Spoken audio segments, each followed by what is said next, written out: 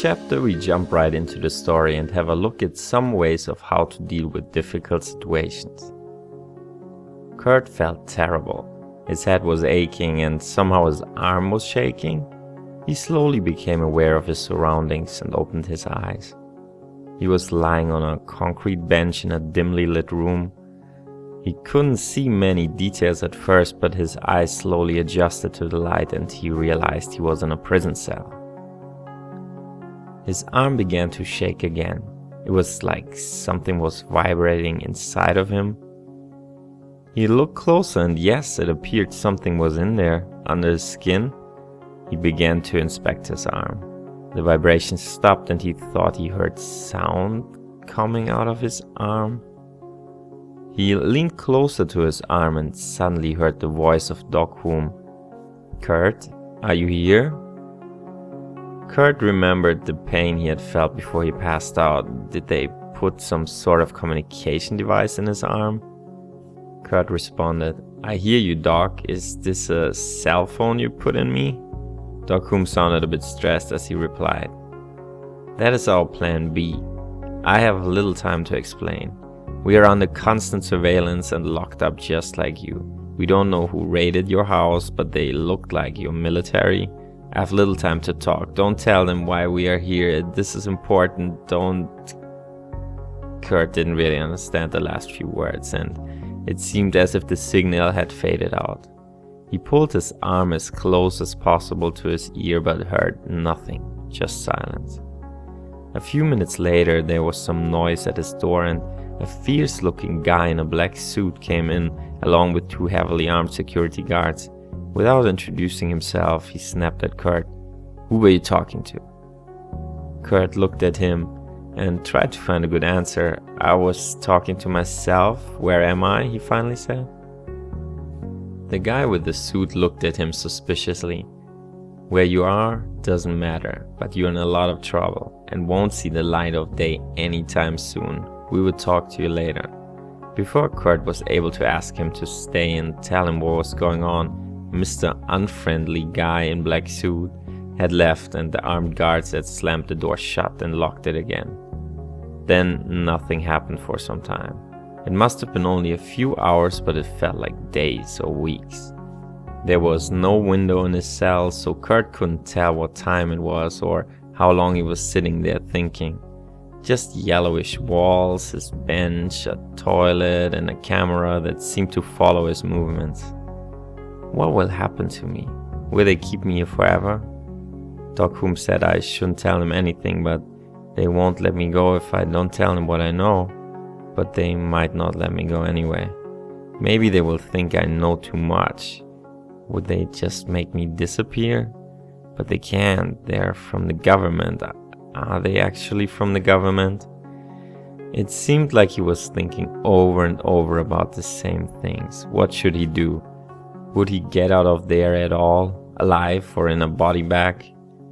He grew tired and tried to lie down on the uncomfortable bench to get some rest. But just a few moments later the door opened again and the security guards pushed him up. "Where are you taking me?" Kurt asked.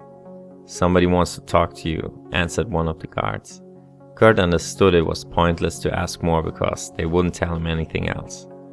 He was brought, or maybe it's better to say pushed, to another room, brightly lit and with two chairs and a table. The same unfriendly guy in a suit waited for him. This time he introduced himself as Frank and explained in an offhand way that whatever was said or not said in this room would determine the future of Kurt's life. Kurt had to answer what seemed like hundreds of questions, but most of the time he just said he didn't know anything. He said he didn't know who these aliens were, what their mission was, and why they had come to this place. Frank threatened that Kurt would never get out of here unless he told him everything. At some point Kurt got careless and mentioned experiments. Frank became alert and Kurt immediately regretted what he had said. After another few hours that again felt like an eternity, he was brought back to his cell, with a pen and some paper so that he could write things down whenever he was able to remember anything. Back in his cell, Kurt was tired and thought about what he had said. Was it too much to tell them about the experiments? Will this put Doc Hume and the other alien researchers in even more trouble? He felt bad about this. The future of the whole planet was at stake and he might have made a crucial mistake. The more he thought about what he had said, the more he felt like he had said too much already and that it would be pointless now to hold back on not tell Frank everything. He felt like a weak idiot. How could he fail like this right away in the first interview, as Frank nicely called it? With these thoughts, he drifted to sleep.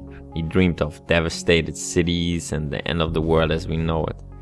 When he woke up, he was determined to try to withstand Frank's questions and threats and stop being so scared.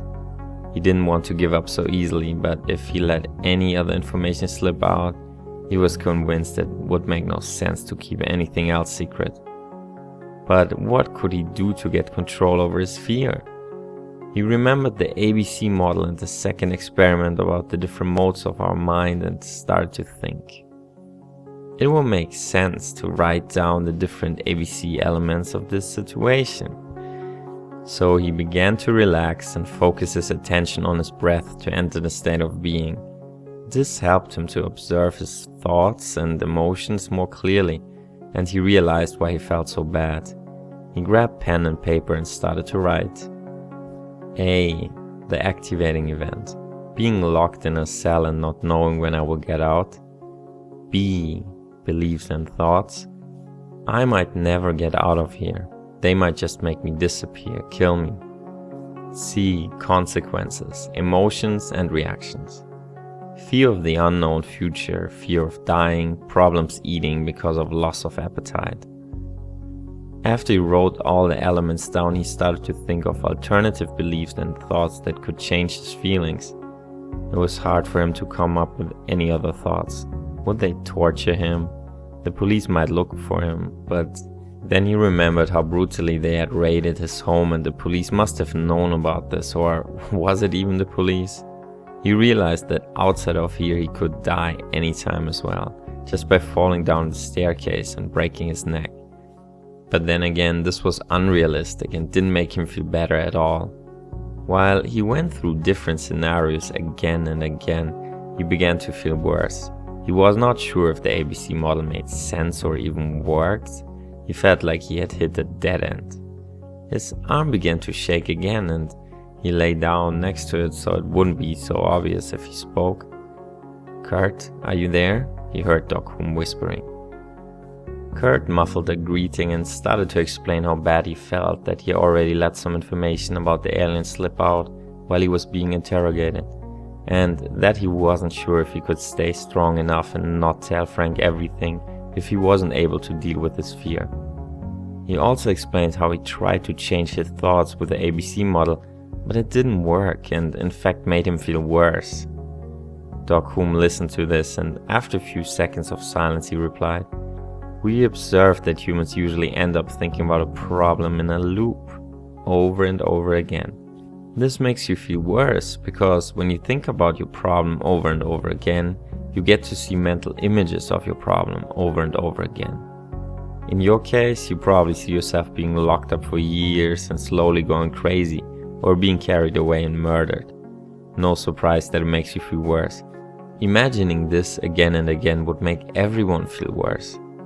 Another problem of just trying to change your thoughts by thinking about them over and over again is that you compare the current state you're in your case of being locked up or dead, to the desired state, being free or alive. So you will constantly see difference and check if you have made progress towards the desired state, and feel bad again when you see there is no progress. You have to break the loop. Kurt asked, "So what can I do? How can I